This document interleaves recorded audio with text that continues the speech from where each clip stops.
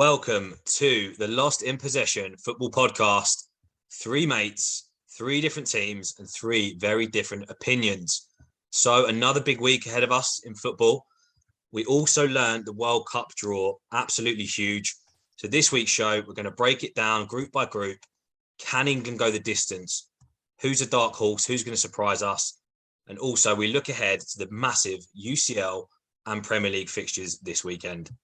So without further ado, let's get started. World Cup, Group A, the big one, the hosts, Qatar. Let's discuss. Right, so in the group is obviously Qatar, Ecuador, Senegal, and Netherlands. Now, obviously, we knew Qatar were going to be Group A, Team 1. I think if you're Ecuador, Senegal, and Netherlands, you're very happy to be in this. Yeah, a pot one team. Like you want, out of the pot one teams, you're picking them. There's no debate about it. Obviously, you've got the AFCON champion Senegal, and then you've got Netherlands, who have probably hit like a rocky, sort of have been in a rocky patch in the past, like possibly 4, maybe even longer years. Like it's such a group that no one's a clear favourite, I don't think, but they're all very happy with that because once you go into the other pot one teams, it was a struggle. Yeah, what did you make of it, Ree? Yeah, I'd agree. I think you'll have to give Netherlands are going to top that group. I think Louis van Gaal is going to establish a bit of order in that team, and Netherlands have been performing very, very well as of late. But yeah, I don't think Ecuador are there to make up the numbers. Neither are Qatar. I think they're going to give it a go, but I can't see past Netherlands and Senegal in that group. Yeah, I think Jamie, you're right. It is open. Netherlands will be the favourites, but you can't rule out the champions of Africa, Senegal, with their squad. Ecuador, I think they've shown a little glimpse here and there in the past, so maybe they could cause an upset and sneak through. Sadly for Qatar, I don't think anyone's really seen Qatar play, but realistically, other than them being able to deal with the heat, I don't think there's any redeeming, quality there for them. Maybe fans behind them, but I think for me, Netherlands will just about get through, top in the group, and Senegal will be closely behind. That's interesting. I would actually probably go with Senegal over Netherlands. I think Senegal's top, to win. Netherlands second. Yeah, I do feel like Ecuador could cause just problems, but I just don't see they've got enough to beat them two teams. Yeah, that'd be an interesting draw. Yeah, I think that's going to be definitely a tough, tight group potentially. But now, if we move over into Group B, where Jordan's already repping it in his shirt, England's group. Now, when you're looking at our group, I'm very happy. Like you're not that worried with Iran, USA, and then you got the European playoff between either Ukraine, Scotland, and Wales. My prediction is Wales will go through. I think it's probably going to be Ukraine versus Wales in the final bit, and then I think Wales will get through. I think Ukraine want to get there due to all the other stuff going on, and then it's sort of a good representation for their country, and it will help them. But that Bale just turns up for Wales. Yeah, that goal he scored, that free kick. Well, both goals he scored in the last playoff, just unbelievable. It's baffling that he doesn't start for Real Madrid week in, week out, but I know there's a lot of politics going on there. What about USA? Does anyone rate USA? Yep, so they're my dark horses. I found an interesting stat about USA. They've actually got the second youngest qualified team on age average. I think their age average is something like 23, 24. Wow. Which obviously maybe not for this World Cup, but it's sort of good for them going forward, because I think USA are implementing football, not soccer, as they'd call it, quite a bit more now, and I think that's going to benefit them just due to the size of their country, the funds they can put behind it. They will start doing it, but I think they'll be happy with the group because I feel like they've got a chance to get through. But yeah, Reece, you're saying they're your dark horses. Why is that? Absolutely. I mean, when we say dark horses, I obviously don't believe the USA are going to win it, but I think they're going to shock a few people. I think they've got a good young team that's improving year on year. You know, you've got Pulisic in there, you've got Winston McKennie in there. You've got, I believe Zach Steffens, their goalkeeper. You know, it's a very, very solid team that has good balance to it as well. I think this will set them in good stead for when they host the World Cup in 2026. So I think this would be a good opportunity for them to show what they're capable of, and I think they will get out of this group along with England. I don't know how many times we've already said we've got an easy group and never get out of it. But I saw a Snapchat actually just on that point. I think the World Cup, I think two times ago, so it's probably 8 years ago or so, where it was the so-called group of death, and it was England, Italy, Costa Rica. Yeah. Can't remember who the fourth was, but Costa Rica were the underdogs and actually topped the group. Obviously, we went out, so you never know. You never know. Yeah, you never know. I expect England to qualify from that group. I don't know much about Iran as a football nation. They've improved because they got to the World Cup last time, so they can't be that bad. And the winner of the UEFA playoff, I think 3 of them teams, I don't think are particularly brilliant or have enough quality to get through to the knockouts anyway. I think the momentum is with Ukraine in that case. But I think from an England perspective, I think obviously our eyes are on potentially Scotland getting in there, which I think would make this very interesting. But I think England will top that group, but I think USA will definitely be there. Do we think the heat's going to be a factor though for England? Because there's sort of, I don't know how true it is, but it's sort of like whenever it's a hotter country, England do not perform well. No, I personally do. I do. I do think that is a factor. Excuses away already. It's a load of old cobblers. I'm sorry. It's a load of rubbish. Half of these players go holiday in Dubai whenever there's an international break or anything like that. They're going to be just fine. I know. It's not I don't think sitting by a pool in the heat having a cocktail is different from running 90 minutes. These are professional athletes. I expect them to be fine. Yes, it's going to be hot, but if the games are going to be played at 8 o'clock at night, it's going to be okay. They need to focus on their fitness and just it will be okay. A lot of these countries do not benefit from this warm weather.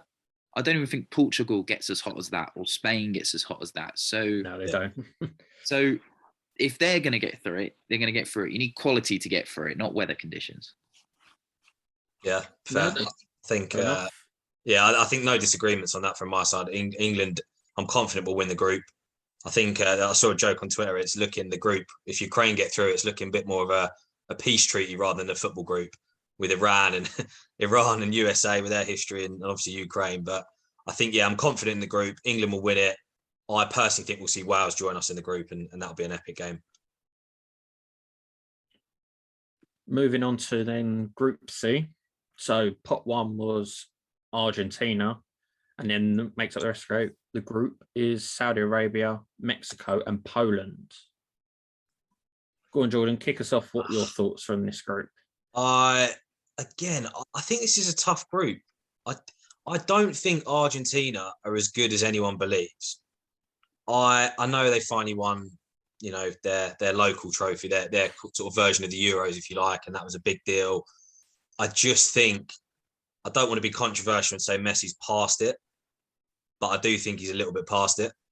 A bold statement, I know, but what I'm saying is I don't see enough, personally, I don't see enough depth in Argentina's squad. Yes, there'll be favourites in this group. Yes, they're from pot 1. But I think Mexico and Poland I wouldn't be overwhelmingly surprised if, Mexico or Poland were to nick a win against Argentina and cause them issues with qualification. Saudi Arabia, we don't know enough about. They're not awful. They're not awful. So again, I think this is actually a very close group, one of the closest. And I think we could see a little bit of an upset somewhere with maybe a Mexico or Poland actually topping the group. I don't think Poland are that great. You take Lewandowski out, they haven't really got much. Mexico are a very good team, some very talented midfielders and some good players up front. I think they'll qualify along with Argentina. I don't think Messi's past it because he's being played out of position, so I disagree there. But Argentina, time and time and time again, how many times do they struggle in these big tournaments, and they need Messi to dig them out of it. So there'll be more pressure on him this time, and I think this group will be a bit more challenging for them, but they can't foul at that group stage. I'm sorry that they've been given probably the easiest group out of the lot. Oh, I don't know about easiest group out of the lot, to be honest. I think our group's easier than theirs. Mexico and Poland can be difficult on their day. I do agree that Argentina struggle. I don't see them winning it. I don't have them sort of in my top 4 or 5 teams being there, just because they've got Messi. That's the thing that does dig them out. But the rest of their team, despite a lot of them being brilliant players just on their own, it just never seems to work. I see them topping the group, but they just won't be convincing. And then I think it's between Mexico and Poland. And I'm probably going to just back Poland because I think Lewandowski will just carry him through, having that firepower that he does. The group of one-man teams. No, I think you're right there. I think Poland can win it through Lewandowski, but I think Argentina are more likely to win it through a 1-0 penalty or something like that. That's the sort of thing they've been relying on in their tournaments, and I don't think this will be any exception there. Okay, then so as we whiz on through, let's get to Group D, which I said previously Argentina had an easy group, but I think I'm going to be standing corrected here. So Group D, we have World Cup holders France versus the winner of the AFC versus Common Bowl playoff. I believe isn't that Australia versus versus UEA, and then whoever wins out of that plays Peru. Yeah. Okay. So it's 3 teams still possible to get to that. And then we've got the Danes and, of course, Tunisia. So I think all of us aren't going to look past, aren't going to say France are going to struggle there. I think they'll get that. But, of course, they do have a history of struggling against teams they should beat. Is anyone going to second guess and say that Denmark are not going to finish second? As much as the World Cup curse they're talking about with the winners not getting through the groups the next time, I can't see it in this group. And Denmark are a decent side. They showed it to us in the Euros. So on their day, in a one-off game, they could go and beat France. But if I'm putting my money on it, you're picking France, and then you're going to pick Denmark over them in second. I don't think Tunisia are probably going to be good enough.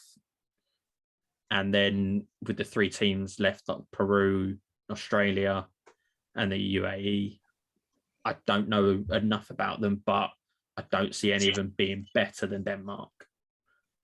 No. Therefore, I just see that being a 1-2 France-Denmark.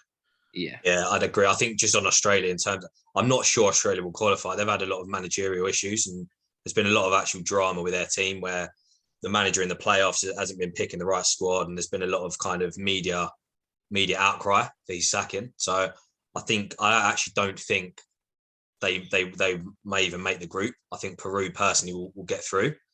Again, on that point, Peru could cause problems, but I just don't see them being better than Denmark or France. And Tunisia, with all due respect, haven't got a chance in hell. They weren't good enough in AFCON, and they're not going to make it in the World Cup. No doubts for me on that group. Should we move on to Group E? Well, I don't want to call it the group of death, but 2 big name teams, Spain and Germany, in the same group, mixing it with Japan and potentially, again, a choice of 2. I believe it's between Costa Rica and New Zealand. Is that correct? Yeah, that's good. That's right. Yeah. So who do we think is going to make this one? This is a tough one to call. Well, when watching the draw, I was excited to see Spain and then pot 2 Germany. You're thinking this could be a massive group here. Obviously, I think it's fizzled out a tiny bit with the playoff game of New Zealand, Costa Rica. I don't think either of them teams are as good, really. But Japan are a funny team here. They've been doing like phenomenally well from what I've sort of heard. And it's hard to look past Spain and Germany. It just is. But Japan are someone who I think are going to give them both a really good game.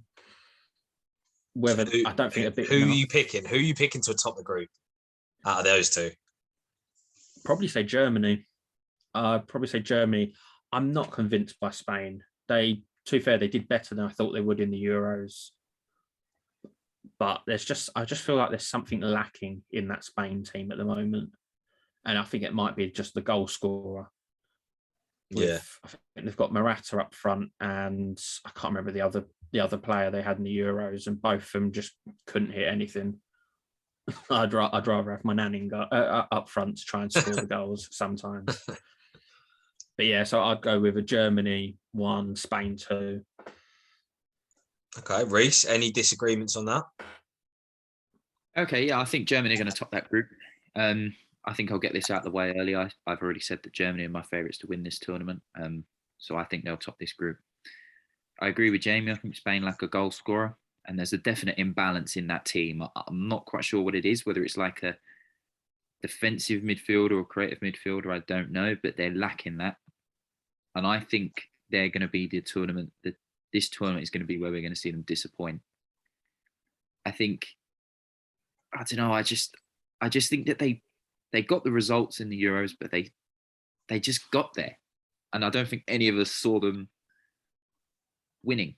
And I think that was their big thing. I don't see them doing particularly well this World Cup. Japan, I think, are a very good team, very hard-working team. We've got a lot of Japanese players playing in Europe now, especially in Germany, and I think we're seeing a lot of talent from Japan and that region in particular of Asia. So I think we could. I think this would make for a very interesting group, and I think no disrespect to New Zealand or Costa Rica, but I think they're going to give it all their all. But I think it's going to be between Japan and Spain for the second spot. Yeah, I think we're fairly similar opinion on that. So Spain, I still don't quite back Spain. I know the Euros, again, as Jamie said, the Euros, they kind of just made it somehow, and it was kind of surprising. I do think Germany, again, with their squad depth, the players they've got, I think will outshine Spain in that group. Again, in terms of picking dark horses, I said to you guys straight after the draw, I did fancy Japan. I think I said before the draw, Japan. Obviously saw that group, and I'm like, man, maybe they're not going to make it. But as you both said, I don't rule them out. I think they could surprise a few people in one of those either Spain or Germany games. They've smashed it in qualifying. They seem to dominate every team they come up against. So it's hard to call a Japan upset in terms of going through, but definitely a team to watch in that group stage. And sorry, Costa Rica, it's not going to happen. Yeah, it's interesting. I think it's going to be a good group. Okay, so we go from E to F, if my alphabet is correct here. So obviously, I'm aware we're conscious of time, so I wanted to just make sure that we cover these three groups and see if we can get ourselves a winner or two out of them. So I think Group F looks pretty good as well. I think we've got Belgium in there, we've got the Canadians, we've got Morocco, and we've got Croatia. Although Canada have really improved, I think many of us are not expecting to go much further, but of course, do feel free to disagree here, gentlemen. I think Belgium and Croatia have got this group wrapped up. However, it depends. I suppose it depends on who finishes first, who finishes second, because I think they're both two teams that should feel very lucky to be in these groups, because I don't think they're great teams. No, that's a fair point. Yeah, I think Belgium have got this wrapped up. Even with Martinez hinting he may drop Lukaku if he's still at Chelsea. that would be controversial to say the least. Yeah. But with the sort of other three teams, I don't give Morocco a chance, to be perfectly honest. I think Canada have improved quite a lot. And the reason why I'm still like hesitant on the Croatia-Canada part is Croatia's team are quite old. And I know you were saying about the heat not making a difference, but when you've got a squad probably one of the oldest, it is going to impact them slightly. Obviously, it will be the group stages, they'll be the most fresh, but it could be something that the heat could just tip to it. And I think Canada are probably younger. I don't know a lot about their squad, being honest, but that could be where a bit of an upset comes, where you have what last year's runners up not even getting out of the group. That's possibly where I'm seeing quite a big shock to what people would expect. Yeah, I personally, I do agree with the kind of age factor for Croatia. I don't know enough about Morocco or Canada to say they've got a chance, but I think, as we've all agreed, Belgium, something's gone seriously wrong if they do not top this group. Yeah, I cannot see it happening at all. Yeah, that's interesting. Obviously, neither of you have been to Dubrovnik or Split or anywhere in Croatia, and you'll understand what the weather's like there. So maybe the weather won't be a factor. But Canada have a good team. Jonathan David in particular and Alphonso Davies, I think, are going to be two players to watch in this tournament. What about Group G then? Any thoughts on Group G? Well, I think same as Group F, I think the winners are wrapped up in Brazil. While Brazil aren't the team they absolutely used to be with the phenomenal players they have, they're still a very, very good team. And I believe they're the favourites for the tournament. I don't know if I agree with them being the favourites, but they're definitely one of the teams who are around the favourites. For second place, though, that will be, I feel that would be the most competitive second place going. All three teams, I think, on their day can cause sort of problems. Obviously, Cameroon got there with a 124th minute goal to put them through against Algeria. Like, you'd think they were out when you concede in the 118th minute, but that's not enough. So it shows they will go to the end and they will, I think, produce good games with Switzerland and Serbia. If I had to pick, I'd probably still pick Switzerland. I know it's probably the more just based on like odds and whatever, but I think Switzerland just have a few players that are a level above certain the other teams. Okay, I'm going to just disagree on the runners up for that group. So I think I totally agree on the fact that this could be the most competitive battle for second place, because you're right. You know, Serbia, Switzerland, Cameroon are pretty even. I think. I know it's hard to judge without them playing each other recently, but they are three very good kind of mid-sized teams. Mid-quality teams that really could cause any team, potential upset on the day.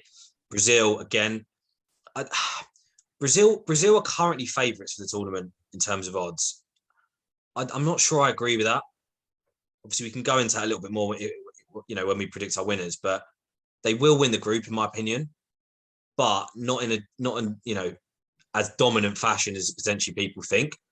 For me, just a note on Serbia, I think they've been until their recent friendly, they've been on a brilliant unbeaten run.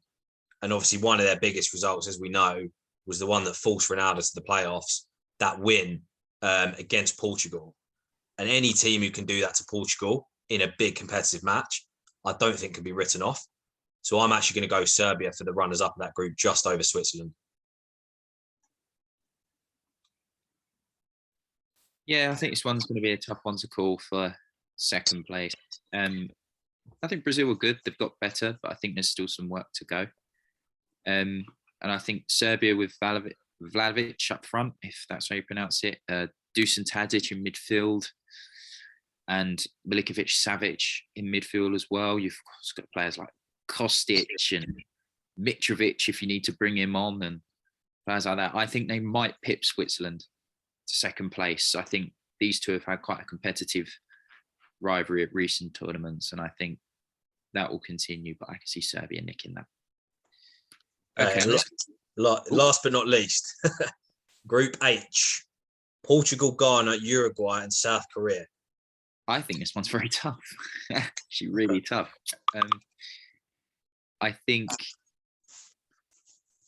people expect Portugal to be the favourites, and for some reason, Portugal always find a way. They always get that one goal. They always, get that thing that just gets them over the line. But I don't know. I don't rate them personally. I think they've got some talented players, but they just don't seem to win games like they should. And I think teams like Ghana are gonna be very tough to beat. And I think Uruguay is always going to be tough to beat. But I think Uruguay are going to very slightly underachieve in this tournament. And then South Korea again, always improving. I think Portugal and South Korea are going to go through in this. That's Jamie? quite interesting. With the pot 1 seed though, I was very surprised to see Portugal were in it. I know they're obviously it's done on the sort of World Cup rankings, but when you've come through the playoff to get there, I don't think you should be in pot 1. So I do feel like that was a bit of a joke where you had Germany, who sort of, I believe they topped their group quite convincingly. They should have probably been the pot 1 team, and Portugal should have dropped down. However, I'm not in charge of, FIFA and all whatever they deal with for their rankings, because sometimes it's an utter joke. However, Portugal have got so many good players, and it's just not clicking as much as it should be.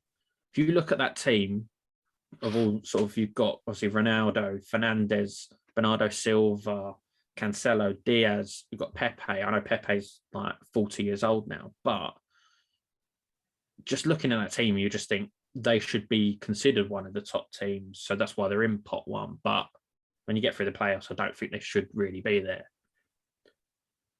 With the other 3 teams, I'm a bit of a struggle here, where I personally think it's going to be Portugal topping it and Uruguay second. That's what South Korea lost to the UAE most recent game, so that's how they've UAE got into the playoffs. So I just feel like they're not going to compete with the likes of Portugal, Uruguay, and then Ghana will give them a game. Yeah, but I just don't see much more from them. Yeah, I think on your Portugal point, I disagree slightly with you, Reece, in the fact that they won the Euros, and however long ago, and I actually think they've got a lot more strength and depth now, than they did have before. So I think Portugal, yes, they went through the playoffs. I think they'll walk this group easily. I think they've got the squad, they've got the mix of youth and experience, nice balance. For me, I don't know enough about South Korea, but for me, I think the old boys of Uruguay, Suarez and Cavani up top, will grind them through this group. I think they'll be runners up. They'll find a way to get those goals or induce a red card from the opposition, in a controversial manner. They'll find a way. So for me, Portugal top in and Uruguay hustling their way through to second. So that wraps us up for the groups. Shall we? We've got a little bit of time. Let's pick our winners. We've kind of mentioned our dark horses already. Let's pick who we think is going to win it and a quick bit on why. I'll start. It's a tough one, this, I think I'm going against the curse. I just see France having such a good squad, and like we've mentioned the heat, and maybe that it's not a factor, but their squad depth is incredible. You could have 3 starting 11s, and they'd all be top quality 11s. And I feel like that's going to play a big part when we come into the latter stages. There's not many days between games. So if you replace a few players, they're not going to be that much hurt. I think Mbappe is the one who's going to have to pull them through. If they're going to do it, he's got to be firing on all cylinders, whereas at the Euros, he really wasn't. But yeah, that's sort of that's my choice. Reece, who are you backing? As mentioned earlier, I'm going for Germany. I think they've got a course squad of players there from Bayern Munich, and I think they've got leaders as well. Goretzka, Kimmich, Neuer. They can rely on someone like Rudiger if they need to. Nicholas Sully. I think they've massively improved after a couple of years of underachievement. And I think Hansi Flick has really got that team rolling. So I'm gonna stick with Germany. Okay, we all disagree. We've all got different teams. This is good. I am going to be the eternal optimist. I'm wearing my England shirt. I knew it was coming. I'm going to predict that football is coming home finally. Yes, a lot of people disagree, of course. However, the progression under Southgate, we're constantly going in the right direction. Euros, yes, we lost in the final, but we didn't lose a game. You've got to remember that. That was losing a coin flip on penalties is not a loss in my opinion. Obviously, it's a loss, but you know what I mean. It's not a loss of a game. So in the record books, that would count as a draw. Is my point. I think the squad depth we all know about. Got about 6 world-class right backs as one example.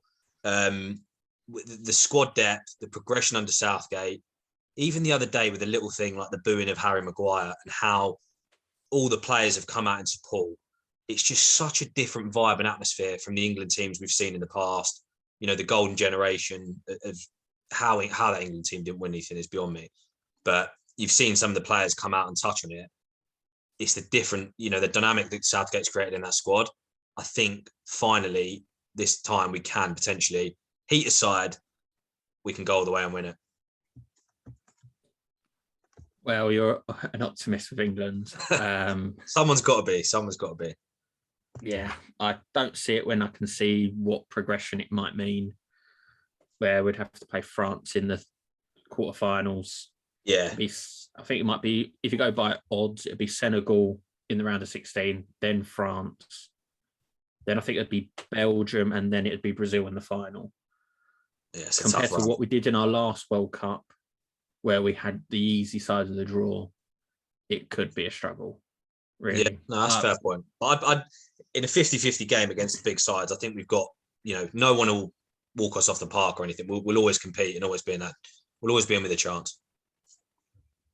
But yeah, good to see. Chances, Reece. Good to see we all disagree. Well, that's the whole point of the motto. Yeah, Three different exactly. opinions for a reason. Okay, so yeah, interesting stuff about the World Cup, which has dominated the agenda, particularly in the last few days. I think we go from one kind of international tournament to another one. We've got Champions League, we've got a big matches coming up that will certainly have a lot of eyeballs watching, particularly from you two sitting there, because obviously my team don't qualify for these sorts of things anymore. So tomorrow we've got, I believe, Benfica versus Liverpool, and I believe Wednesdays, and I believe it's tomorrow City and Atletico tomorrow as well. Yeah. Yeah. Okay. Awesome. Interesting. So let's get the predictions in. Who's gonna get the result that they need? Go on, Jay. Kick us off. Benfica, Liverpool. As much as I want Benfica to do something against Liverpool, I don't see it. I think it's going to be a 2-0 Liverpool away win. And then City Atletico. I was thinking of a 1-0, but I've gone with a 2-1 to City. I think we're going to win at home, and then the away game becomes a bit more interesting with them maybe having to actually attack.